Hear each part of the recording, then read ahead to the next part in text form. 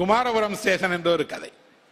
எப்பெல்லாம் நீங்க இந்த கதையை ஞாபகம் வச்சீங்களோ அப்பெல்லாம் அந்த கதையும் ஞாபகம் வைக்கணும். அந்த குமாரபுரம் ரயில்வே ஸ்டேஷன் இந்த கோயில்பட்டியிலிருந்து பக்கத்தில் இருக்கிற ரயில்வே ஸ்டேஷன். ஆளே வராத ஒரு சின்ன ரயில்வே ஸ்டேஷன். ஒரு நாளைக்கு 2 பேசஞ்சர் ட்ரெயின் வந்து நிற்கக்கூடிய ரயில்வே ஸ்டேஷன். அங்கிருந்து கோயில்பட்டிக்கு வரக்கூடியவர்கள் அதிகபட்சம் 10 பேர் வந்தாலே அதிகம். அந்த ரயில்வே ஸ்டேஷனுக்கு ஒரு ஸ்டேஷன் மாஸ்டர், அவருக்கு ஒரு ஃப்ரெண்டு. அந்த ஃப்ரெண்டு என்னன்னா கோயில்பட்டியிலேருந்து ட்ரெயின் பிடிச்சி அங்கே போய் இறங்கி அவங்க 2 பேரும் உட்காந்து பேசிட்டு இருப்பாங்க. ஆள் வராத ரயில்வே ஸ்டேஷன்ல அவர் என்ன செய்வார்? பகலை கழிக்கணும் இல்லையா, அதுக்காக 2 பேரும் பேசிட்டே இருக்காங்க. அதே ரயில் நிலையத்தில் நானும் கோணங்கியும் போய் ஒரு நாள் அதே பெஞ்சில் உட்கார்ந்து அழகிர் சாமி எந்த இடத்தை எழுதினாரோ அங்கேயே அதே கதையை படித்தோம். அந்த கதையில் வரக்கூடிய இந்த ரயில்வே ஸ்டேஷன் அல்ல, ரயில் அல்ல, அந்த ரயில் நிலையத்தை தேடி வந்து பேசுகிற சுப்பராம ஐயர் அல்ல. அந்த கதையில் ஒரு காட்சி வருகிறது நண்பர்களே, அதுதான் அந்த கதையை உயிரோடு வைத்திருக்கிறது. என்ன காட்சி தெரியுமா? அங்கிருந்து கோயில்பட்டிக்கு வரக்கூடிய ஒரு பகல் நேர பேசஞ்சர் ரயில்ல ஏறுறதுக்காக 4 பசங்களும் ஒரு பெரியவரும் அந்த ரயில் நிலையத்துக்கு வராங்க. வந்து டிக்கெட் எடுத்து ரயில்ல ஏறுறாங்க. முதல் முறையாக 4 பேர் ரயில் ஏறுறாங்க. உங்களை எத்தனை பேருக்கு அந்த நினைவு இருக்குன்னு தெரியல. நீங்க எப்போ உங்க வாழ்க்கையில் முதலாக ரயில் ஏறினீர்கள்? ஆனால் முதலாக ஒருவர் ரயில் ஏறி போற பயணம் ஒரு வாழ்நாளில் மறந்திருக்க மாட்டார். ஏன்னா ரயில் போகும்போது சுத்தி இருக்கக்கூடிய காட்சிகள் எல்லாம் ஓடத் தொடங்கும். ஒவ்வொரு சிறு நகரத்திலும் ரயில் நிற்கும். சின்ன ஸ்டேஷன்ல ரயில் நிற்கும் போதெல்லாம் ஆச்சரியத்தோடு வெளியே பார்ப்பீங்க. இன்றைக்கு நிறைய சின்ன ரயில் நிலையங்கள் எல்லாம் இல்லை, ஆனால் நிறைய சின்ன ரயில் நிலையங்கள் இருந்தது. இந்த பசங்க ஏறி ரயில்ல உட்கார்ந்த உடனே ரயில்ல ஒருவர் வர்றார். அவர் அழகான ஒரு கதாபாத்திரம். அவர் வந்து திருநெல்வேலி ஜங்ஷன்ல ஹோட்டல் நடத்தக்கூடிய ஒருவர். அவர் திருநெல்வேலியிலிருந்து இந்த ட்ரெயின் போகிற மதுரைக்கு இடையில் வழியில கொண்டு போறதுக்கு சாப்பிட்றதுக்கு அவ்வளவு பலகாரங்கள், பண்டங்கள், காஃபி எல்லாம் கொண்டு வருவார். அவர் இந்த பசங்களை கேட்கிறாரு, என்ன அப்படின்னா, எதுக்குடா பசங்களை நீங்க வந்திருக்கிறீங்க அப்படின்னு. அதற்கு அவர்கள் சொல்றாங்க, என்ன அப்படின்னா, நாங்கள் பள்ளிக்கூடத்தில் படிப்பதற்கு சேருவதற்காக வந்திருக்கிறோம். எங்க படிக்க போறீங்க? கோயில்பட்டியில ஒரு ஸ்கூல் இருக்கு, அந்த ஸ்கூல்ல சேர்ந்து 7ஆம் வகுப்பு சேர்க்கறதுக்காக போறோம் அப்படின்னு. 7ஆம் வகுப்பில் நகரத்தில் இருக்கக்கூடிய ஒரு பள்ளியில் சேருவதற்காக 4 பசங்க அவங்களை கூட்டிட்டு ஒரு பெரியவர் ஏறார். அந்த பசங்களுக்கு ஆங்கிலம் தெரியாது. அதனால கிராமத்துல ஒரு ஆசிரியர் ஆங்கிலம் சொல்லி கொடுத்து அவர்களை ஆங்கிலம் படிக்கிற பள்ளிக்கு கூட்டிட்டு போறார்.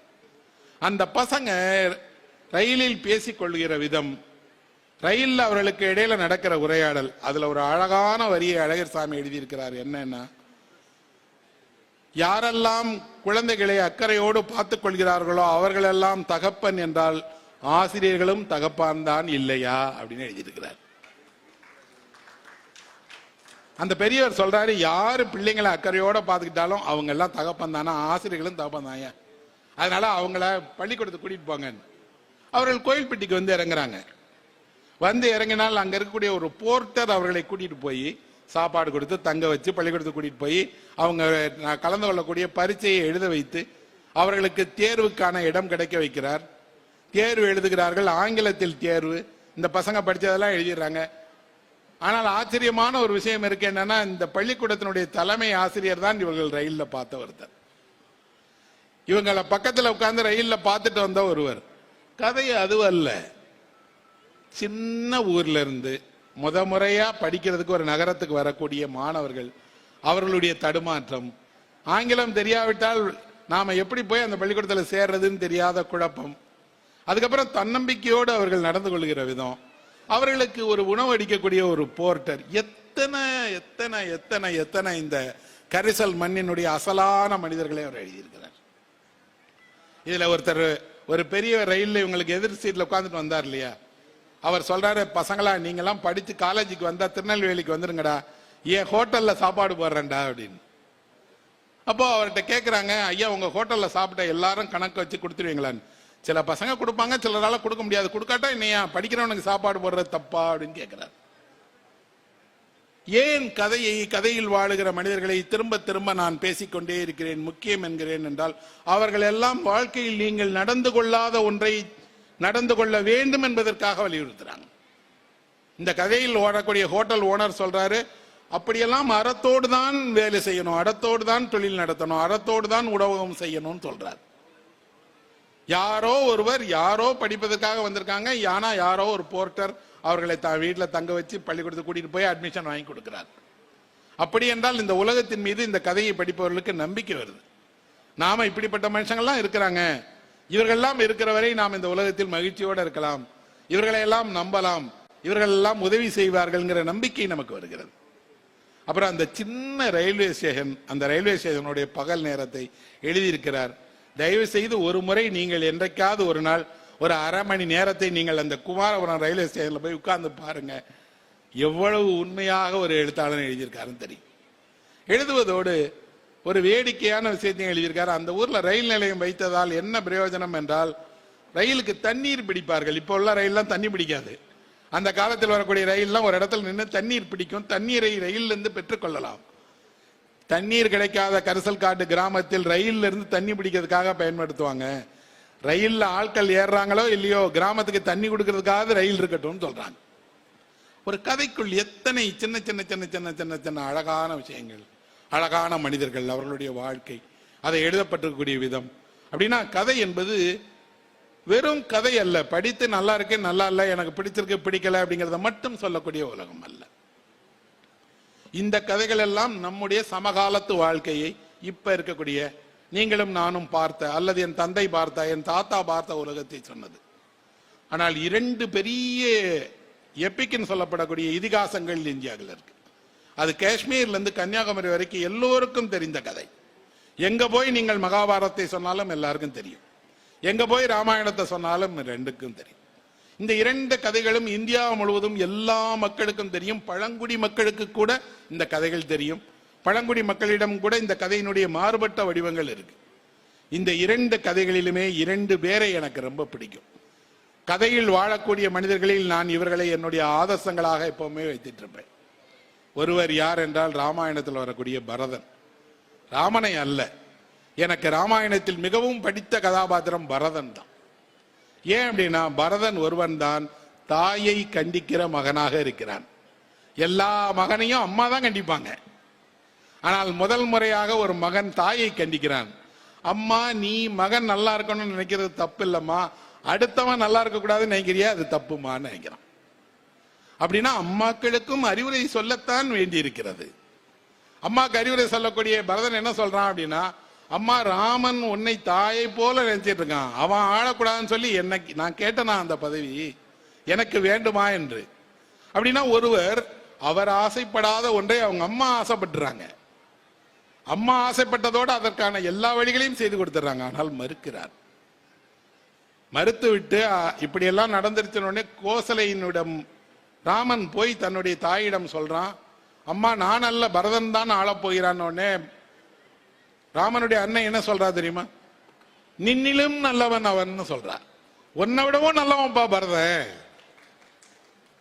அப்ப ராமனை விடவும் நல்லவன் யாருன்னா பரதனா, அவன் அரசாளட்டும்பா அப்படின்ட்டு. பரதன் போய் அதே ராமனுடைய அன்னையை பார்க்கிறான். அன்னையிடம் கேட்கிறான், அம்மா என்ன மன்னிச்சிருங்க, என் பேரால அண்ணனை இப்படி அரியணைக்கு வேண்டாம் என்று துரத்திட்டாங்களே. அப்ப அந்த அம்மா ஒரே கேள்விதான் கேட்கிறான், உன்னை அரசாட்சியில் அமர வைக்க வேண்டும் என்று உன் அன்னை விரும்பினார்கள் இல்லையா, அது பத்தி உனக்கு முன்னாடியே தெரியுமா தெரியாதா? அப்படின்னா உன் விருப்பத்தின்படிதான் உங்க அம்மா கேட்டாங்களா, உன் விருப்பம் இல்லாம கேட்டாங்களா? அம்மா, எனக்கு தெரியாது, எனக்கு அதை பற்றி நான் அறிந்து கொள்ளவே இல்லை. அப்ப போதும்பா, இது தப்பு இல்லப்பா, உன் தப்பு இல்லப்பா, விட்டுருப்பான்றாங்க. இவ்வளவு அம்மா மோசமாக நடந்து கொண்ட போதும் அம்மாவை ஏன் பரதன் தண்டிக்கவே இல்லை, கண்டிக்கவே இல்லை என்றால், அவளை கண்டித்தால் ராமனுக்கு கோபம் வரும். ராமன் தான் சொந்த தாயை விட இவங்களை அதிகம் நேசிக்கிறான், அதுக்காக நேசிக்கிறான். ஒரு கதாபாத்திரத்தை உருவாக்கும் போது அந்த கதாபாத்திரம் எத்தனை பேரிட்ட எவ்வளவு நெருக்கடி இருக்கு. சரிப்பா, இவ்வளவு பெரிய நின்னும் நல்லவன்னு சொல்ற பரதன் என்ன நல்லது செஞ்சிட்டான்? அப்படியெல்லாம் முன்னாடி எதுவும் எந்த நல்லதையும் சொல்ல மாட்டாது ராமாயணம். ஆனால் ஒரு விஷயம் சொல்லுகிறது, மனதிலும் தீங்கு நினைக்காதவன் அவன், செயல் அல்ல, மனதிலும் கூட பரதன் நல்லவன் தான் அப்படின்னு. அப்படின்னா ஒரு ராமாயணத்தை படிக்கக்கூடிய நாம் பரதனாக நடந்து கொள்ள போகிறோமா? உங்கள் அன்னை உங்கள் நலத்திற்காக, உங்கள் எதிர்காலத்திற்காக, உங்கள் வசதிக்காக, உங்கள் பெயருக்காக ஒன்றை பெற்று உங்கள் தரம்போதும் கூட அறத்தின் பக்கம்தான் நான் நிற்பேன், எனக்கு வேண்டாம், அது உரியவரை சேரட்டும் என்று நீங்கள் பரதனாக நடந்து கொள்வீர்களா என்ன? அம்மாவை தூண்டி இப்படி ஒன்ன அடையிறதுல வேண்டாம் முயற்சி காட்டுவோமே தவிர தனக்கு கிடைக்கிற ஒன்றை நீங்கள் மறுக்கிற ஒருவராக இருக்க மாட்டீங்க. அப்படின்னா கதையில் வந்தாலும் பரதன் நாம் பின்பற்ற வேண்டிய, நாம் நேசிக்க வேண்டிய ஒருவன். இன்னொருவர் இருக்கிறார், அவர் இதிகாசத்தினுடைய நாயகர், தந்தைக்காகவே வாழ்ந்த மனிதன், அவர்தான் பீஷ்மர். தந்தைக்காகவே அவர் தந்தைக்கு திருமணம் செய்து வைக்கிறார். தந்தை ஒரு இளம்பெண்ணை பார்த்து இளம்பெண்ணின் மீது ஆசை கொண்டுட்டார். அந்த பொண்ணுக்கு திருமணம் செய்யணும்னா மகன் கண்டிக்கணும் இல்லையா தந்தையை? தந்தையினுடைய பலவீனங்களை எதையும் மகன் கண்டிக்கவே இல்லை. கண்டிக்காதோடு தந்தையின் மீது அவன் எவ்வளவு அன்பு செலுத்துறான்னா, அப்பா என்ன செய்தாலும் சரி, அப்பாவினுடைய ஆசையை நிறைவேற்றுவதுதான் எனக்கு. தந்தைக்காகவே ஒரு மனிதன் வாழ முடியும் என்றால் எவ்வளவு வாழ முடியும் என்பதற்கு பீஷ்மர் ஒரு உதாரணம். ஆனால் அந்த பீஷ்மர் தந்தையால் வளர்க்கப்பட்ட பிள்ளை இல்லை. அவர் பிறந்த உடனே கங்கைக்கு கொண்டு போயிடுறாங்க. தந்தை அவரை வளர்க்கவில்லை, தந்தை உருவாக்கவில்லை. தாய் தான் வளர்க்கிறாள், தாய் தான் ஆளாக்குகிறாள், தாய் தான் அவரை வாலிப வயது வரை வளர்த்து தந்தையை பார் என்று அனுப்புகிறார். அதை படிக்கும் போது நான் ஆழ்ந்து மகாபாரதம் படித்தேன். படிக்கும் போது என் மனதில் தோன்றியது, கணவனை பிரிந்து தனியே வாழுகிற பெண் பிள்ளையை வளர்ப்பானால் அந்த பிள்ளை அன்பால் உருவானவனாகத்தான் வளரும். அவனை நேசிப்பதற்குத்தான் அடையாளமாக உருவாக்குவா. அப்பா இல்ல, இந்த பிள்ளையை நாம தப்பா வளர்த்துட்டோம் சொல்லிடக்கூடாது என்பதால் எல்லாவற்றிலும் பீஷ்மரை சரியாக வளர்க்கிறார். கடைசி வரை பீஷ்மர் தந்தைக்கு கொடுத்த சபதத்தை மாறாதவராக, நித்திய பிரம்மச்சாரியாக, அவ்வளவு பெரிய போர் வீரனாக, நிகரற்ற ஒரு ஆளுமையாக, மகாபாரதத்தினுடைய முதுகெலும்பாக இருக்கிறார் என்றால் நாம பீஷ்மரிடமிருந்து ஒன்றை கற்றுக்கொள்ளலாம். என்ன என்றால், தந்தையின் பொருட்டாக ஒரு மனிதன் வாழலாம் என்பதை. தந்தையோடு பிணக்கு கொள்வது, முரண்பாடு கொள்வது, எதிர்ப்பது, அது தனி இருக்கு, இல்லைன்னு சொல்லல. ஆனால் அதே காப்பியத்திற்குள் தான் இப்படி ஒரு கதாபாத்திரமும் எழுதப்படுகிறது. அப்படின்னா இதிகாசம், எழுத்து, வாழ்க்கை எல்லாவற்றிலும் நன்மை தீமை என்று இரண்டு இருக்கிறது. நன்மையினுடைய பக்கத்தை இலக்கியம் அதிகம் சொல்லிட்டே இருக்கு. நன்மையினுடைய அடையாளங்களை அடையாளப்படுத்திட்டே இருக்கு. தவறு யார் செய்தாலும் அந்த தவறை தண்டிக்க வேண்டும் என்பதை இலக்கியம் சுட்டிக்காட்டி கொண்டே இருக்கிறது. அப்படின்னா மறக்க முடியாத கதாபாத்திரங்கள் இலக்கியத்தில் உருவாக்கப்பட்டிருக்கிறார்கள். இலக்கியம் அவர்களையெல்லாம் அதனுடைய நாயகர்களாக இன்றைக்கு வரைக்கும் அடையாளப்படுத்திட்டே இருக்கு. சரி, இப்போ இவங்க எல்லாருமே ரொம்ப தீவிரமாக தியாகம் பண்ணி, அன்பு காட்டி, வேடிக்கையாக இல்லாமல் வாழ்க்கையை தீவிரமாக எடுத்துக்கொண்டவர்கள் தானே. வேடிக்கையான மனிதர்களுக்கு இலக்கியத்தில் இடம் கிடையாதா? மகிழ்ச்சி படுத்தவர்கள் இலக்கியத்தில் கிடையாதா என்றால் அப்படி ஒரு கதாபாத்திரம் இருக்கிறார். அவரையும் எனக்கு பிடிக்கும். அவர்தான் முல்லா. நீங்கள் முல்லா கதைகள் என்று சின்ன பிள்ளைங்கள கேட்டிருப்பீங்க. இப்ப கூட டிவியில முல்லா கதைகள் போட்டாங்க. நிறைய நூலகத்துக்கு போனா முல்லா கதைகள்னு இருக்கும். முல்லா நசுருதீனுடைய கதை. முல்லா வேடிக்கையானவர். அவர் எப்படி இருப்பார்னா தெரியும், கழுதை மேல இந்த பக்கம் திரும்பி உட்கார்ந்துருப்பார். முட்டாள்தனமாக செய்வார். ஒரு அறிவாளி முட்டாளாக நடந்து கொள்வது எப்படி என்பதற்கு முல்லாவை உதாரணம் சொல்லுவாங்க. முல்லாவினுடைய அறிவு திறன் எப்படிப்பட்டது அப்படின்னா, யோசித்தால் நமக்கு உடனே சிரிச்சிருவோம், யோசித்தால் அது வியப்பூட்டக்கூடியதாக இருக்கும். முல்லா ஒரு கடைக்கு போகிறார், நிறைய ஜாமான் வாங்கிறார், அதை தூக்கிட்டு போக முடியல. ஒருவனை அழைத்து சொல்றாரு, நான் கூலி தரேன், இதை கொண்டு போய் என் வீட்டில் கொடுத்துறியாப்பா அப்படின்னு. அவன் வாங்கிட்டு சொல்றான், அவங்க வீடு எங்க இருக்குன்னு சொல்லி அட்ரஸ் கொடுங்க. முல்லா சொல்றாரு, அட்ரஸ் கொடுத்தாதான் நீ என் வீட்டில் நாளைக்கு திருடிடுவே, அட்ரஸ் எல்லாம் கொடுக்க மாட்டேன்னு சொல்றாரு. சொன்ன உடனே ஒரு சின்ன சிரிப்பு வருகிறது. ஆனால் பின்னாடி இருக்குன்னா, அட்ரஸ் இல்லைன்னா எப்படிங்க அவன் வீட்டுக்கு போவான்? அதே நேரத்தில் முல்லாவுடைய சந்தேகம் சரி, அட்ரஸ் கொடுத்தா நாளைக்கு அவன் திருட வரமாட்டான்னு என்ன நிச்சயம்? சின்ன சின்ன சின்ன சின்ன நகைச்சுவையின் வழியாக ஒரு துருக்கி நாட்டை சேர்ந்த முல்லா உலகம் முழுக்க மக்களை சிரிக்க வைக்கிறார். கதையில் தான் முல்லா இருக்கிறார். நீங்கள் முல்லாவை போல நடந்து கொள்ள முயன்றால் உலகம் உங்களை துரத்திடும். ஆனால் முல்லாவினுடைய நகைச்சுவை ஒரு உயர்ந்த நகைச்சுவை. அந்த உயர்ந்த நகைச்சுவையில என்ன இருக்கு? அவர் மாடியில ஏதோ செஞ்சிட்டு இருக்காரு. கீழே இருந்து அவர் மனைவி கேட்கிறாங்க, என்னங்க ஏதோ சத்தம் கேட்டுச்சு அப்படின்னு. அவர் சொல்றாரு, சட்டை கீழே விழுந்துருச்சுமா அப்படின்னு. சட்டை கீழே விழுந்தா இவ்வளவு சத்தம் கேட்காதீங்க அப்படின்னு. சட்டைக்குள்ள நானும் இருந்தேம்மா அப்படின்னு சொல்றாரு. ஆனால் இந்த பதில் எவ்வளவு புத்திசாலித்தனமாக இருக்கு பாருங்க. இவர் தான் கீழே விழுந்தது. முல்லா ஒரு விருந்துக்கு போகிறார். அந்த விருந்தில் அரசருடைய விருந்து. இவர் சாதாரண உடை அணிஞ்சிட்டு போயிட்டார். காவலாளிகள் விடமாட்டேன்ட்டாங்க. இந்த உடையில் உள்ள வந்தா விருந்துக்கு கிடையாது என்று. முல்லா வீட்டுக்கு போகிறார், பட்டு அங்கேயே எடுத்து போட்டுக்கிறார், நேரா வர்றார். பட்டு அங்கேயே அணிஞ்சிட்டு வந்தா கட்டாயம் பெரிய ஆளா இருப்பார்னு உள்ள அனுப்பிடுறாங்க. உள்ள போய் விருந்தில் மன்னருக்கு பக்கத்தில் உட்காந்துக்கிறார். ஏன்னா மன்னரும் நிற்கிறாரு, பட்டு அங்கேயெல்லாம் அணிஞ்சிட்டு வந்திருக்காரு. சாப்பிட தொடங்கும் போது முல்லா வாயில சாப்பிடறதுக்கு பதிலாக சட்டைக்கு சாப்பிடுற ஊட்டிக்கிட்டே இருக்காரு, சட்டை பைக்கு. மன்னர் கேட்கிறாரு, என்னையா வேடிக்கையா இருக்கு, நீ சாப்பிடறதுக்கு பதிலாக சட்டைக்கு ஊட்டுறியேன்னு. சட்டைக்கு தானங்க உங்க இடத்துல மரியாதை, அது சாப்பிட்டு நல்லா இருந்தா தானே நான் நாளைக்கு 4 இடத்துக்கு போக முடியும். ஆனால் இது முல்லா கதை இல்லை நண்பர்களே. சாப்பிட போறது யாரோ கூப்பிட்டுருக்காங்க, அவர் இந்த உடையில வந்தாதான், ஆடம்பரமான உடையில் வந்தால்தான், ஆடம்பரமான கார்ல வந்தாதான், 5 விரல்களிலும் மோதிரம் போட்டிருந்தா தான் உங்களுக்கு விருந்துல சாப்பாடா என்ன? இல்லையே. முல்லா அதை சொல்லி காட்ட விரும்புகிறார். அப்புறம் முல்லா கேலி செய்யக்கூடிய மனிதர்கள் அரசரில் இருந்து எல்லோரையும் கேலி செய்கிறார். முல்லா ஒரு கழுதையை விற்பதற்காக போகிறார். கழுதையை விற்க போகிற இடத்தில் ஒருத்தன் சொல்றான், கழுதையை நான் வித்து கொடுத்தா எனக்கு ஒரு 10 ரூபா கொடுங்க, நான் வித்து தரேன் அப்படின்னு. தாராளமாப்பா, என்னால விற்க முடியலப்பா, இந்த கழுதை ரொம்ப வயசாயிருச்சு, கொண்டு போய் வித்துட்டு வரணும்னு அவன் போய் சந்தையில் நின்று கொண்டு அந்த கழுதையினுடைய பெருமைகளை சொல்றான். இந்த கழுதை அதனுடைய திறமை என்ன தெரியுமா, இது குதிரையை விட ஓகவா ஓடும், இந்த கதிரைக்கு மந்திர சக்தி இருக்கிறதுன்னு நிறைய பொய்களை அடுக்கிட்டே இருக்கான். எவ்வளவு விலைக்கு விற்கலாம், இவர் 20 ரூபாய்க்கு விற்று 10 ரூபாய் அவனுக்கு கொடுத்துடலாம் நினைச்சார். அவன் சொல்ல சொல்ல சொல்ல மார்க்கெட்ல அந்த கழுதைக்கு 200 ரூபாய் விலை வந்துடுச்சு. 200 ரூபாய்க்கு ஒருவர் கேட்கும் போது திடீரென்று ஒரு குரல் கேட்கிறது, 210 ரூபாய்க்கு நான் வாங்கிக்கிறேன் அப்படின்னு. யாருன்னு கேட்டா முல்லா தான். அவன் கேட்கிறான், நீங்க ஏன் வாங்கிக்கிறீங்க, நீ இவ்வளவு பெருமை உள்ள கழுதைன்னு எனக்கு தெரியாதேப்பா. ஆனால் அவர் கழுதையை அல்ல, சந்தையினுடைய பொய்களை நமக்கு அம்பலப்படுத்துகிறார். சந்தையில் எந்த பொருளையும் பொய் சொல்லி கூவி விற்க முடியும், உங்க தலையிலே கூட கட்டிட முடியும். அப்போ ஒரு முல்லா கதையில் வந்தாலும் கூட கதையில் வந்த மனிதர் அல்ல, வேடிக்கையான, உலகத்தையே மகிழ்ச்சிப்படுத்துகிற, உலகமெங்கும் இவருக்கு என்று ஒரு ரசிகர் பட்டாளங்களை கொண்டிருக்கக்கூடிய, கதையில் நிரந்தரமாக வாழ்ந்துட்டே இருக்கக்கூடிய மனிதர்கள். இந்த எல்லாம் சொல்லி நேரம் கருதி ஒரே ஒரு கதையோட என் உரையை முடிக்கிறேன். அது எனக்கு ரொம்ப விருப்பமான ஒரு எழுத்தாளருடைய கதை. அவர் பிரபஞ்சன். எனக்கு ரொம்ப ரொம்ப என்னுடைய வாழ்க்கையில் ஒரு உற்ற தோழமையாக இருந்தவர். ஒன்றாக நான் சென்னையில் அவரோட அழைந்து தெரிஞ்சிருக்கிறேன். அவர் ஒரு மிகச்சிறந்த நிறைய கதைகள் எழுதியிருக்கார். ரொம்ப நல்ல கதை ஒன்று எழுதியிருக்கார்.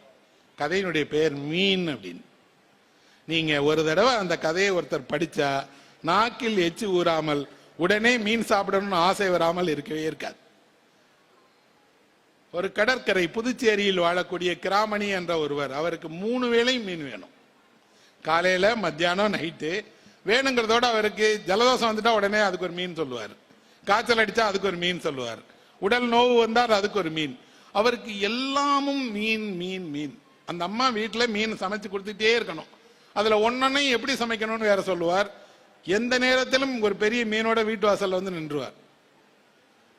அந்த அம்மா சமைத்து கொடுத்து முடியாது. ஆனால் அவரை எப்பனாலும் சொல்லுவார், அதை செஞ்சிருமா, இதை செஞ்சிருமா, இந்த சுறாவை புட்டு வச்சிருமா, இந்த நெத்திலியை வறுத்துருமான். இந்த அம்மா தான் போய் மீன் வாங்க போகணும். கதையில் வரக்கூடிய கிராமணி அல்ல, சமைத்து தரக்கூடிய இவர் அல்ல. பிரபஞ்சன் எழுதிய மகத்தான மனுஷி யார் என்றால் அந்த மீன் விற்பவர் தான். அந்த பவுனு என்று சொல்லக்கூடிய மீன் விற்கக்கூடிய அம்மா சந்தையில் உட்கார்ந்து மீன் விற்கிறார். 4 பேர் கேட்பாங்க, 4 பேருக்கும் பதில் சொல்லிட்டே வேலை பார்ப்பாங்க. அந்த அம்மாவுக்கு ஒரு பழக்கம் இருக்கிறது, என்னன்னா அது சொன்ன விலைக்கு நீங்க வாங்கிக்கணும், இல்லைன்னா கோச்சுக்கிடும். கோச்சுக்கிறதோட அது சொல்லும், உங்களை ஏமாத்தி நான் என்ன பெரிய வீடு கட்ட போறேன்னா போமா அப்படின்னு துரத்தி விடும். ஆனால் அதனுடைய வாடிக்கையாளர்கள் அந்த அம்மா சொன்னாலும் நல்ல மீன் தான் தரணும் வாங்குவாங்க. இந்த பவுனு என்ற அம்மாவை இந்த கிராமணியினுடைய மனைவிக்கு ஏன் பிடிக்கும்ங்கிறதுக்கு ஒரு கதை சொல்லுகிறார். ஒரு நாள் அவங்க ஒரு மீன் வாங்குறாங்க, 5 ரூபாய் சொல்றாங்க. இந்த அம்மா 4 ரூபாய்க்கு கேட்கறாங்க, பேரம் படியல. அந்த அம்மா, நீ ஓசி கொண்டு போ, நீ சமைச்சு உன் வீட்லயே வச்சுக்கோ, எனக்கு காசு கொடுக்க வேணாம்னு கொடுத்துட்டாங்க. இப்போ ஒரு கார் வருது, கார்ல இருந்து ஒரு பணக்கார வீட்டு அம்மா வர்றாங்க. இறங்கி நேரா வந்து இந்த அம்மா கையில் இருக்கக்கூடிய மீன் அப்படிங்கிட்டு இந்த 5 ரூபான்னு அந்த அம்மாட்ட சொல்றாங்க. அந்த அம்மாவுக்கு கோபம் வருது, உன் பண திமிரை வந்து என்கிட்ட காட்டுறியா, நான் ஒரு ஆளுக்கு மீன் கொடுத்துட்டேன்னா அவங்களுக்கு தான், அதுக்கு மேல நீ கோடி ரூபா கொடுத்தாலும் உனக்கு மீன் தர மாட்டேன் போ அப்படிங்குது. இந்த அம்மாவுக்கு கோவம், நான் கார்ல வந்திருக்கேன், 5 ரூபாய்க்கு பதிலாக 10 ரூபா கொடுத்தா அந்த மீனை கொடுக்க வேண்டியதானே, உனக்கு லாபம் சம்பாதிக்கலாம். அந்த அம்மா சொல்லுது, லாபம்லாம் சம்பாதிக்க வேணாம், நான் ஒழுக்கமா இந்த இடத்துல தொழில் பண்ணணும்னு நினைக்கிறேன். இந்த அம்மா என் நிரந்தர வாடிக்கையாளர். இந்த அம்மாவுக்கும் எனக்கும் இடையில எப்படி வேணாலும் கொடுப்போம், வாங்கிக்கிடுவோம். நீ உன் திமிர காட்டுறதுக்கு இது இடம் கிடையாது, போ அப்படின்னு துரத்தி விட்டுருது. எந்த பெரிய நிறுவனத்திலும் இல்லாத துணிச்சல் சாதாரண அந்த அம்மாவுக்கு இருக்குங்கிறதோட அந்த அம்மா என்ன சொல்லுது, என் வாடிக்கையாளர் எனக்கு ரொம்ப ரொம்ப முக்கியம். அவர் கூட எனக்கு என்ன வேணாலும் இருக்கலாம், நான் ₹1 விட்டு கொடுப்பேன் அல்லது சும்மா கொடுக்க சொல்லுவேன், ஆனா உனக்கு கொடுத்துட மாட்டேன். இந்த அம்மா என்ன செய்யுது, இந்த ஒரே ஒரு சம்பவம் 30 வருஷமா அந்த அம்மாட்டையே மீன் வாங்க வைக்குது. இந்த அம்மா மீன் வாங்கிட்டு வந்து சமைக்கும், அவர் கணவர் சாப்பிடுவாரு. கதையில் வரக்கூடிய சுவாரஸ்யம் என்னன்னா, அவங்க மகனுக்கு மீனே பிடிக்காது. மகன் சொல்றான், எப்ப பாரு வீட்டுல மீன் மீன் மீன், ஏமா ஒரு காய்கறி வாங்கி நல்ல கூட்டு பொரியெல்லாம் சமைச்சா என்னம்மா. அம்மா சொல்லுது, உனக்கு ஒரு சாப்பாடு உங்க அப்பாவுக்கு ஒரு சாப்பாடாப்பா செய்ய முடியும். இல்லம்மா வீட்டுல சாப்பிடவே இல்லை, எனக்கு ஒரு சாம கல்யாணம் பண்ணி வச்சிருமா. ஆனா ஒரே கண்டிஷன் என்னன்னா, நல்ல காய்கறி சமைக்க தெரிந்த காய்கறியை விரும்புகிற பொண்ணா இருக்கணும் அப்படின்னு தேடி பார்த்து ஒரு பொண்ணை கல்யாணம் பண்ணி வச்சிடறாங்க. அழகான பொண்ணு, சொந்தக்கார பொண்ணு, உள்ளூர் பொண்ணு. அந்த பொண்ணு வந்த அன்னைக்கு முதலிரவுல எல்லா கணவனும் கேட்காத ஒரு கேள்வியை அவன் கேட்கறான், தப்பா எடுத்துக்கிடாத உனக்கு மீன் பிடிக்குமா அப்படின்னு கேட்கறான். அந்த பொண்ணு சொல்லுது, அவ்வளவா பிடிக்காது, கொஞ்சமா பிடிக்கும் அப்படின்னு.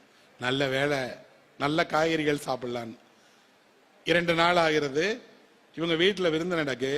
விருந்து வச்சா இவங்க அப்பா உட்காந்து சாப்பிட்ற மாதிரியே அந்த அம்மா இவருடைய புது மனைவி இட்லிக்கு மீன் குழம்பு தொட்டுக்கிட்டு சாப்பிட்டுட்டு இருக்கு. பக்கத்துல இருக்க சட்னியே தொடவே இல்லை. இந்த பையன் தெரியும் பார்த்து சொல்றான், எங்க அப்பா மாதிரியே தான் மருமகளும் வந்திருக்கா. மீன் அல்ல, சிலருடைய இயல்பு, சிலருடைய விருப்பம் என்பது இன்னொருவருக்கு விருப்பமின்மையாக தோன்றும். அதே நேரத்தில் ஒருவருக்கு ஏதோ ஒரு சுவை பிடித்திருக்கிறது என்றால் அது வெறும் சுவை அல்ல. அவர் அதன் வழியாக தன் மகிழ்ச்சியை உருவாக்கிறார், அதன் வழியாக தன்னை ஆற்றுப்படுத்திக்கிறார், அதன் வழியாக தன் சொந்த சந்தோஷத்தை உருவாக்கி கொள்கிறார்.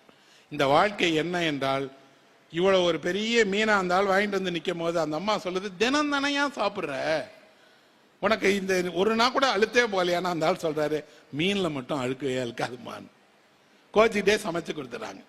நல்லா தெரியுது, ஒரு குடும்பம் என்பது இப்படியான சின்ன சண்டைகள், சச்சரவுகள், விருப்பம், விலக்கு, ஆளுக்கு ஒரு சுவை, எல்லாவற்றையும் கலந்ததுதான்.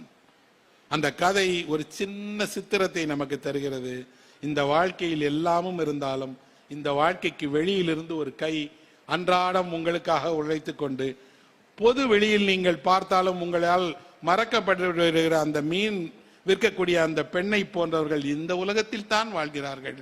உங்கள் மகிழ்ச்சியை அவர்கள் உருவாக்குகிறார்கள், அவர்களை மறக்காதீர்கள் என்று சொல்றார். இலக்கியம் என்ன செய்யும் என்று கேட்டால், இந்த மாதிரி அரிய மனிதர்களை, அவர்களுடைய மனதை, அவர்கள் வழியாக வெளிப்படக்கூடிய உணர்வுகளை எழுதுவதால் தான் அது இத்தனை காலம் தாண்டி நிற்கிறது. அந்த பணிதான் தமிழினுடைய அடையாளமாக மாறுகிறது. கதையில் வாழ்கிறவர்கள் என்றும் வாழ்வார்கள் என்று சொல்லி என் உரையை நிறைவு செய்கிறேன். நன்றி.